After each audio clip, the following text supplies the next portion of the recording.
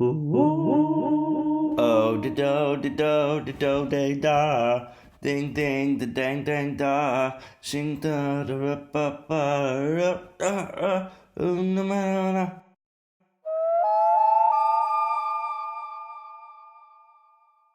The next one of our six is going to be Sophie Clark. When I first saw that Sophie was on this season, I was like, wow, she looks so old.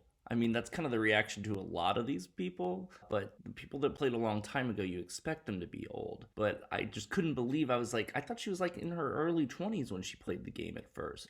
But it actually turns out she's 3 months younger than me, and she's only 30. But getting to her game, Sophie's only played one season, and it was the Ozzy versus Coach Second Redemption Island season, season 23. That season's not very well loved. It did give us a couple of characters like Cochran, Dawn, who I'm not a big fan of, Sophie, Brandon Hance, and Coach, who had already played, but it gave us more Coach. But I like Sophie throughout the season. I thought she was really smart. I like anyone who feels like they're a gamer. And I was afraid it would look like she rode someone's coattails to the end, but if you actually look back, she was making a lot of the big decisions, keeping Coach and Albert at bay. And during the final tribal council, she just reamed Coach. He just got completely reamed.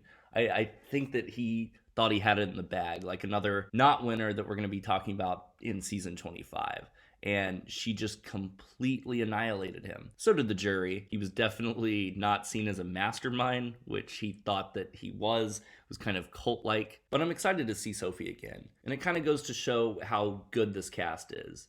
I mean, the fact that I don't think that Sophie's going to be a really early threat shows you the caliber of player we're dealing with. So, looking at her tribe, I actually think that she should be pretty safe, to be honest. I didn't really touch on Kim a lot in the last video, but Kim's going to be a huge threat. She has one of the most respectable games ever played, and we'll talk about her in a minute. But I don't see Sophie being an early boot. Again, kind of like Amber, if they want to keep the tribe strong, but at the same time, Amber is a bigger threat as far as her connections. So it would just shock me if Sophie was a really early boot. Despite being in the newer half of all of the seasons, Sophie wasn't really an idol player. That season didn't revolve around idols that much whatsoever. It just revolved around Redemption Island and Ozzy coming back over and over again. And to be honest, that season I was rooting for Ozzy, but I'm interested to see if she can step it up in the new age of Survivor. It kind of goes to show you, up until the last couple seasons, I thought of like Sophie's season as a newer season. And while it is in the newer half of seasons,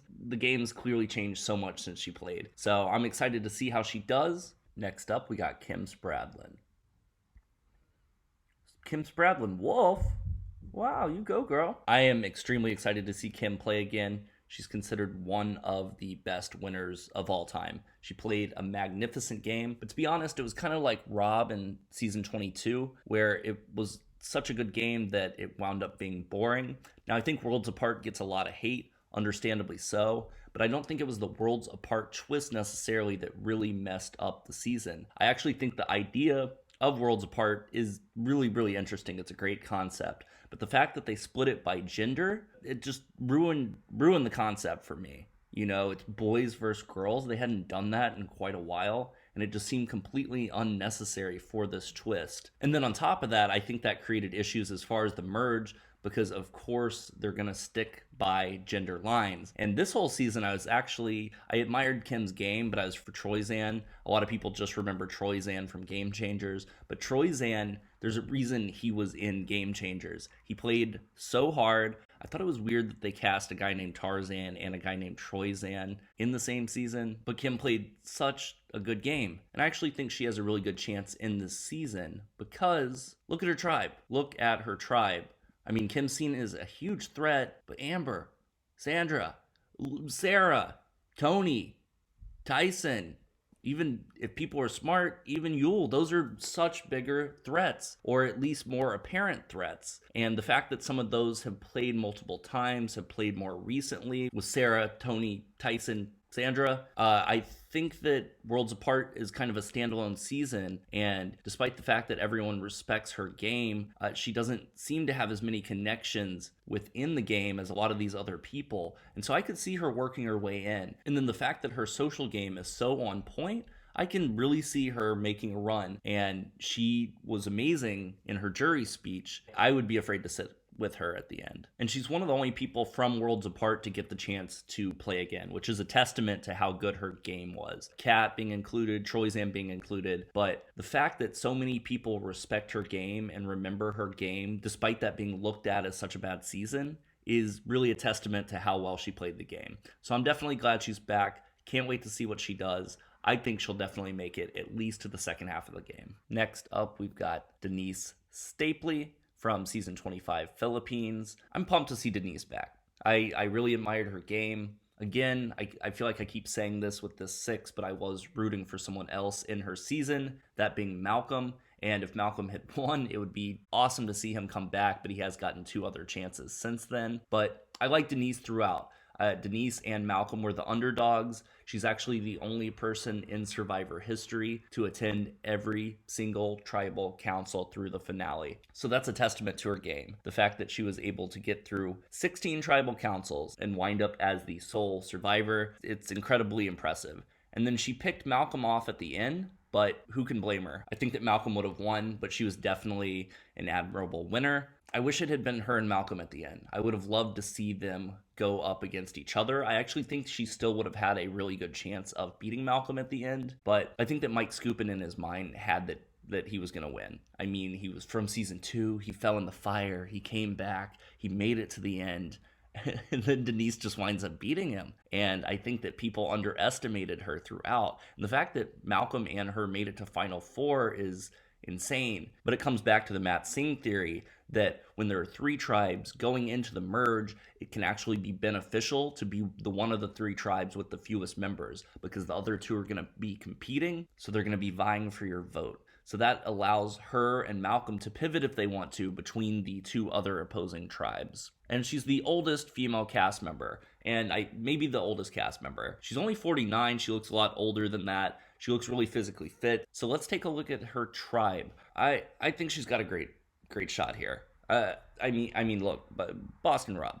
Boston Rob might make it through the first vote, but he's Boston Rob. And then we've got threats like Jeremy, Natalie, easily a power duo, Parvati. And so I think despite being the oldest female player, since she's still extremely physically fit, that she definitely has a chance of making it pretty far into this game. I think with such a good cast and the fact that she did play 15 seasons ago as of season 40, I think that she could wind up being pretty underestimated. And her social game is really good. She comes off as really relatable as a sex therapist, or a therapist in general. She knows how to talk to people. And I can see her, for some reason, I see her picking up some of these newer players. You know, season 25 is in the newer half of Survivor lore, but I don't consider it a new season. But I can see it being really advantageous for Denise to align with people like Michelle, Ben, and Adam. Now, her game was not very idol-based and does have that distinction from the winners of season 31 on, that it was not as idol heavy.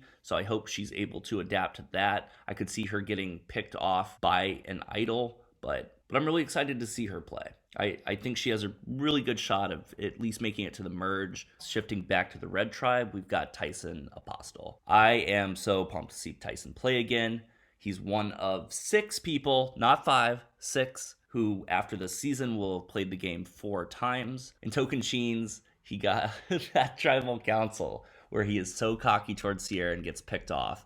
It's like he deserves it. I was a huge Tyson fan from the beginning, but he deserves it. He didn't think her boyfriend would be that cool. Tyson's 40 now. It's going to be great to get to see him play again. He seems like one of the biggest powerhouses of the season. Maybe just because he played in so many seasons. Tocantins, like I said, he didn't fare that well. Definitely a memorable player. And then the heroes versus villains, he actually fared even worse. And in one of the worst decisions in any tribal council ever, he wound up pretty much voting himself out because Russell gave him some bad advice and he took it.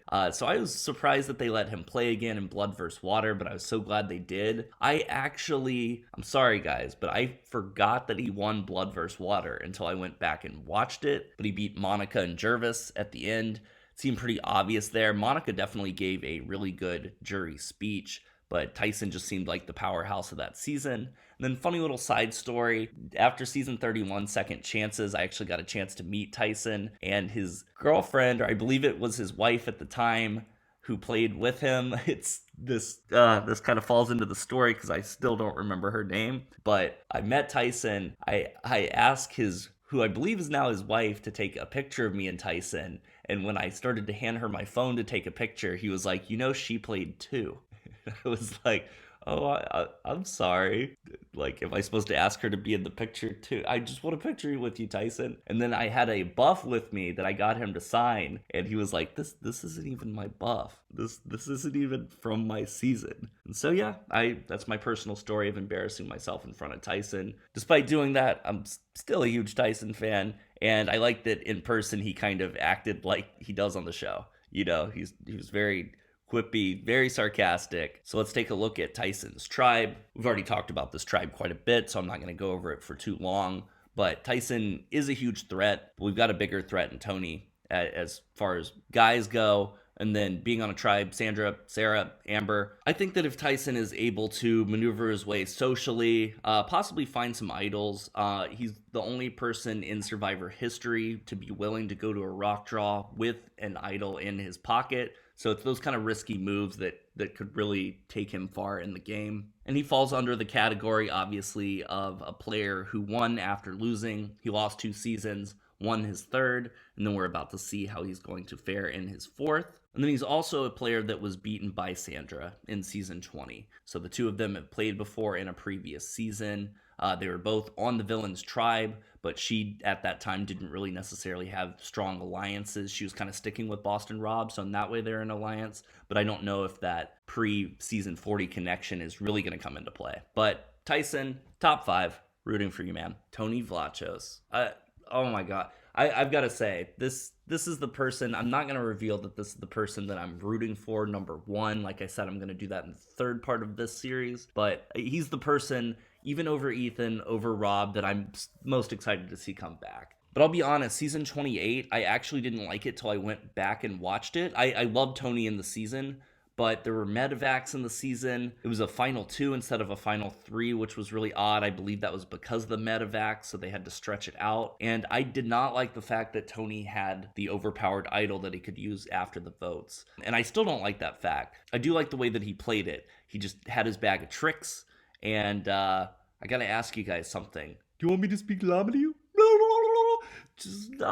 Tony, so quotable. My girlfriend at the time actually would get pissed at me because it would be like Friday, Saturday. It would be like far after the episode aired, and we would just be sitting there, or we'd be at a restaurant eating, and I would just say, "Whoa, whoa," and Tony's just such entertaining TV. Now, in Game Changers, he didn't fare that well. No one expected him to, and he played too hard. He said in preseason interviews for this season that he's going in with no strategy, which might be a good thing for him. I can't really say, but I feel like in Game Changers, he was trying to emulate his first game. He built another spy shack, this and that. And so I think that it's smarter for him to just try not to be the Tony from Cagayan necessarily. And definitely not the Tony from Game Changers. I hope he's still just as entertaining, but I think that he needs to try to tone it back a little bit. I also like that it's Anthony Tony Vlachos. Tony's such a perfect name for this guy. Imagine if his name on the show was Anthony instead of Tony. Let's take a look at his tribe. Like I've said before, I think he's the number 1 male threat on this tribe. I think that Nick is going to be underestimated, as well as probably Wendell, especially since Wendell's win was the only tie in Final Tribal Council history against Dominic, with Laurel breaking the tie because she got 0 votes, but she was also in that final 3. I think Tyson's the only other big threat. If people are smart, they'll see Yul as a huge threat. But I think because of the conniving way that Tony played his first game and the conniving way he tried to play his second game, I think that people are just going to look at him as a huge threat. So I'm hoping, honest opinion, I'm hoping Amber gets picked off before him. I wouldn't mind if Sandra got picked off before him. I hope Sarah gets picked off before him. This is the 3rd time that Sarah and Tony are playing together, and there aren't as many cast interconnections in some of these later seasons. But interestingly enough, because they've played 2 other times together. In season 28, Tony beat Sarah. In season 34, Game Changers, Sarah beat Tony. And he also falls into the category of those players who have lost after winning. Honestly, a lot worse than winning after losing, because we remember him last as the guy who got voted out second in Game Changers. Not to take away from his win, but I hope he's just as entertaining as always. I'm so glad that he's back, and I hope he speaks some llama. And finally, the 6th person in the second part of my 3-part series is Natalie Anderson. Now, Natalie's game was amazing in Blood vs. Water 2, San Juan del Sur. Her twin sister got voted off first, and then she makes it to the finale and winds up winning. So they're kind of the 2 bookends of that season. Now, that wasn't necessarily one of my favorite seasons. I really did like her in that season. Keith's obviously entertaining. Jeremy was really good in that season, but not one of my favorites. But her game in that season was one of my favorites. The way she uses that idol, ask Jacqueline, did you vote the way that I told you to? It just shows that she has so much command in the game. It looked like no one else knew what was going on, and she had a really good social game, but she didn't really hide as a strategist. What was odd is that no one was necessarily targeting her that hard, and it seemed so obvious to the audience that she was such a threat. But I'm really anxious to see her play, and I think that she actually does have a really decent chance of making it pretty far. She's a CrossFit trainer, and I think she'll be seen as a big threat, but she kind of falls into that middle tier where there are bigger threats out there, or perceived threats, than she is. People might think that it's really dangerous for her and Jeremy to be together, but at the same time, Jeremy starting off on her same tribe might be really beneficial to her. But as far as females go, I think that she's number 2 to Parvati on her tribe as far as female threats. Threats in general, like I've said, I think Parvati, Rob, and probably even Jeremy stand out as bigger threats than she does to start with. She falls into the category who has beaten someone else in this season. Obviously, that's going to be Jeremy in season 29. Jeremy went on to win in season 31, but she did wind up beating Jeremy in their first season. But she wanted Jeremy to stick around. Jeremy was her biggest ally.